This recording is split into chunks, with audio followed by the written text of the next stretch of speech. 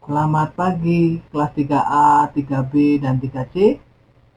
Ya, selamat bertemu kembali dalam pembelajaran hari ini. Ya, kita masih belajar tentang tema 3A, subtema 2, masuk ke pembelajaran 3.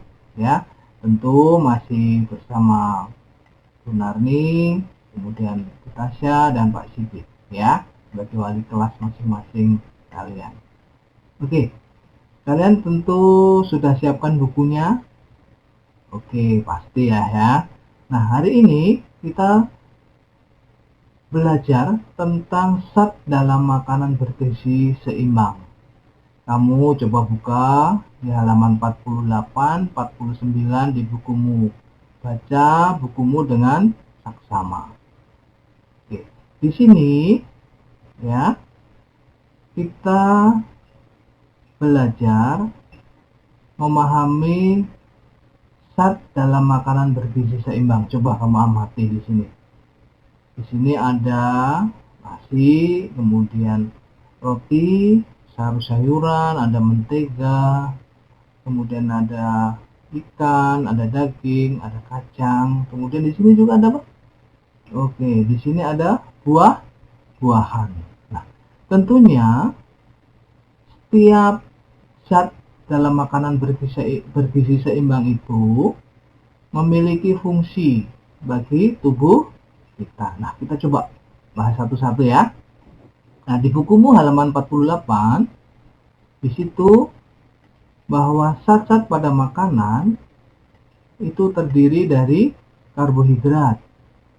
Ya, karbohidrat itu sebagai sumber tenaga. Nah, coba zat apa saja yang terdapat pada yang mengandung karbohidrat? Iya, makanan pokok ya, beras, jagung, gandum, ketela, kemudian jagung, dan lain-lain ya. Oke, nah fungsi karbohidrat sebagai apa nak? Bagus, sebagai zat tenaga yang dibutuhkan kita untuk beraktivitas sehari-hari ya. Nah, tentu selain karbohidrat juga ada zat lainnya, coba kita amati. Iya, protein. Protein itu berfungsi sebagai apa? Zat pembangun, ya, membangun tubuh supaya tumbuh, ya. Kemudian memperbaiki sel-sel yang rusak. Nah, itu terdapat di mana, Nak? Iya, terdapat pada daging, kemudian telur, susu, kacang, kedelai. Nah, kemudian kita lanjut lagi. Zat apa saja pada makanan selain karbohidrat dan protein? Ya, vitamin dan mineral.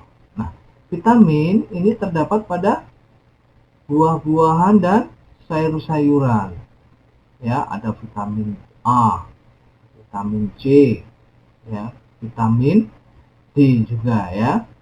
Nah, vitamin-vitamin ini berguna untuk apa?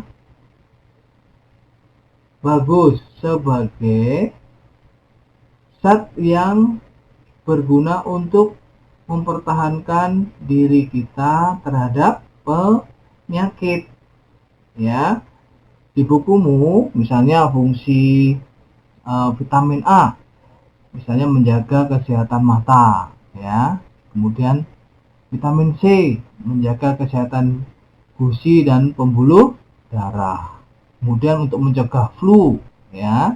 Nah, makanya kita kalau makan itu harus seimbang. Seimbang itu artinya sesuai takaran yang diperlukan oleh tubuh. Nah, selain karbohidrat, protein, dan mineral atau vitamin, nah ada satu lagi yaitu air.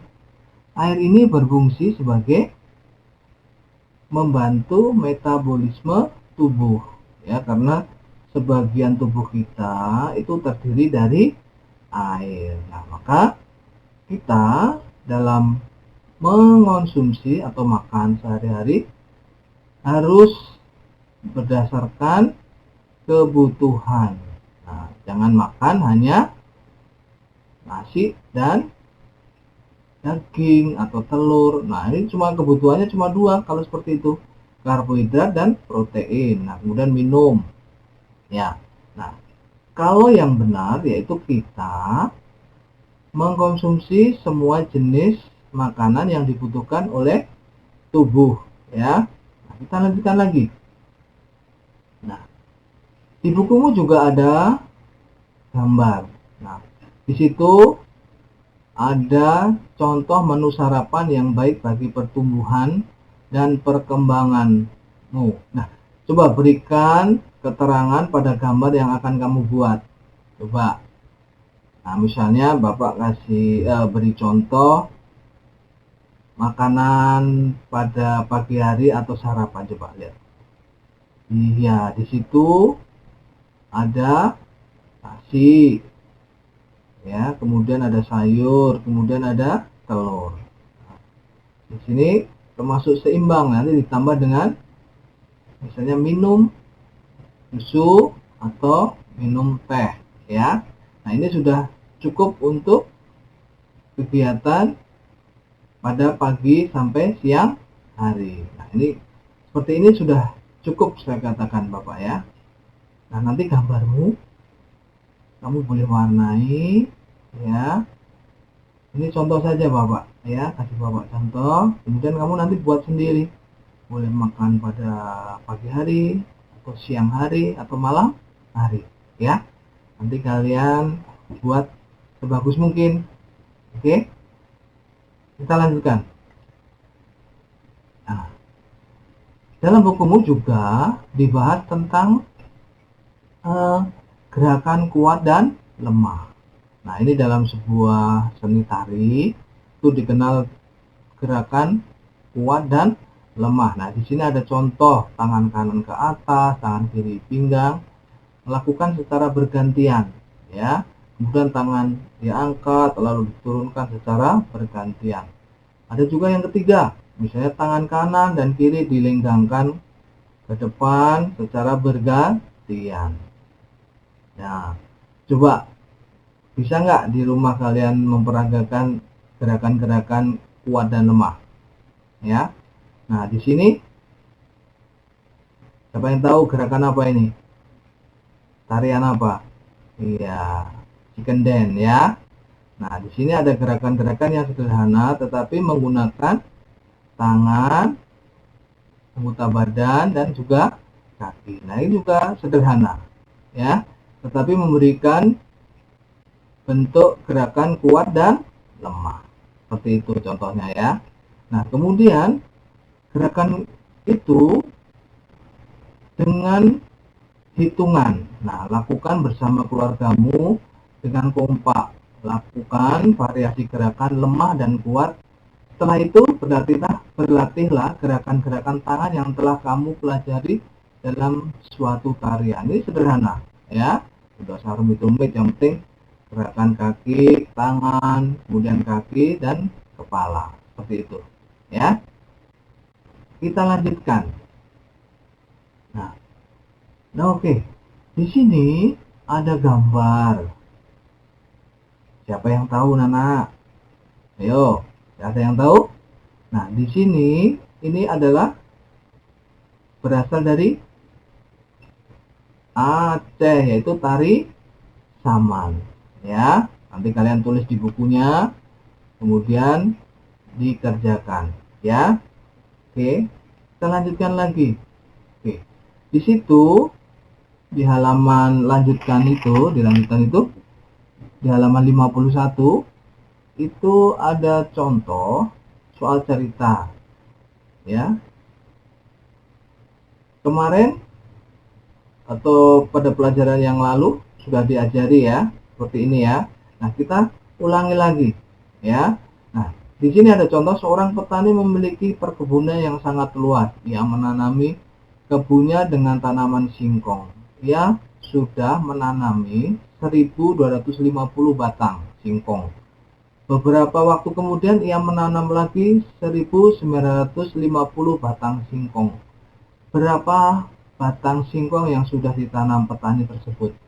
Nah, di sini ada penyelesaiannya, ya, dengan penjumlahan. Karena ditanyakan berapa batang singkong yang sudah ditanam dengan tanda 1250 ditambah 1950.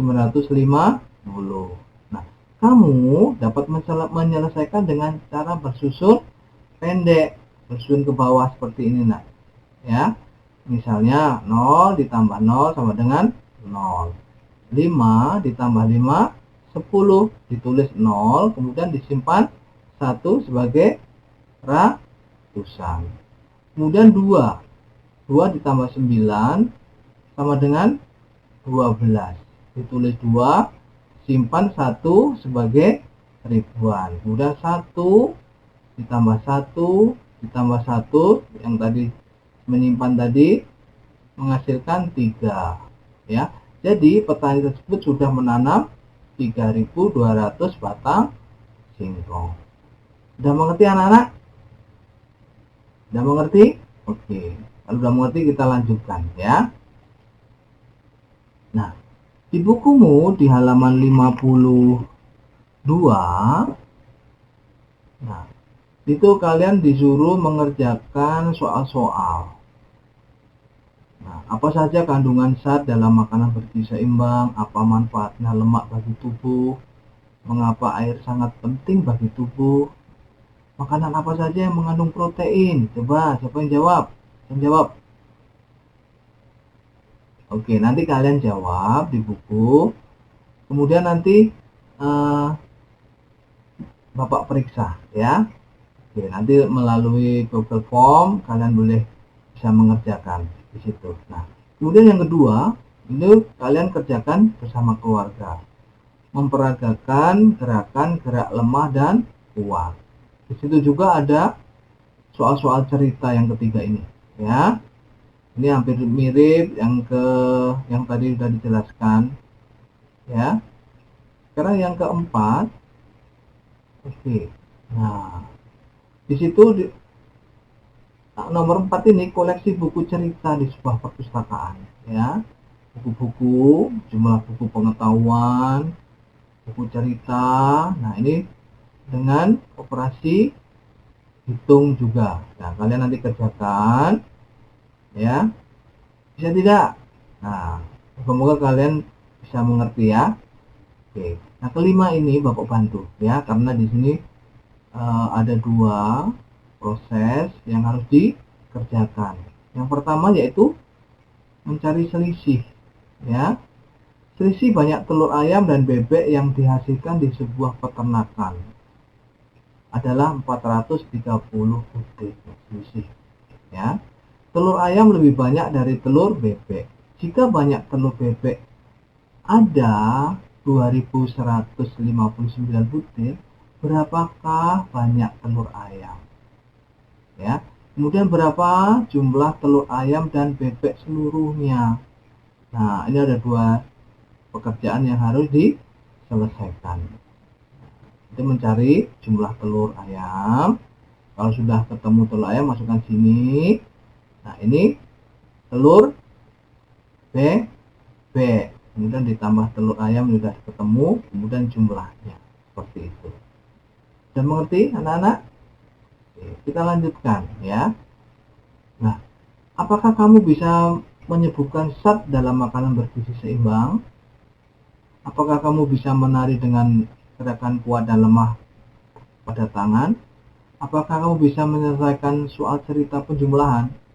Oke, Bapak tunggu ya. Nanti kalau kalian belum jelas boleh bertanya ya.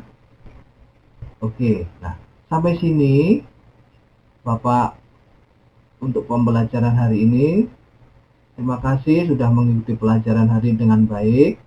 Semoga kalian bisa belajar dan bekerja membantu orang tua di rumah sehingga kalian setiap hari bisa bermanfaat untuk kegiatannya.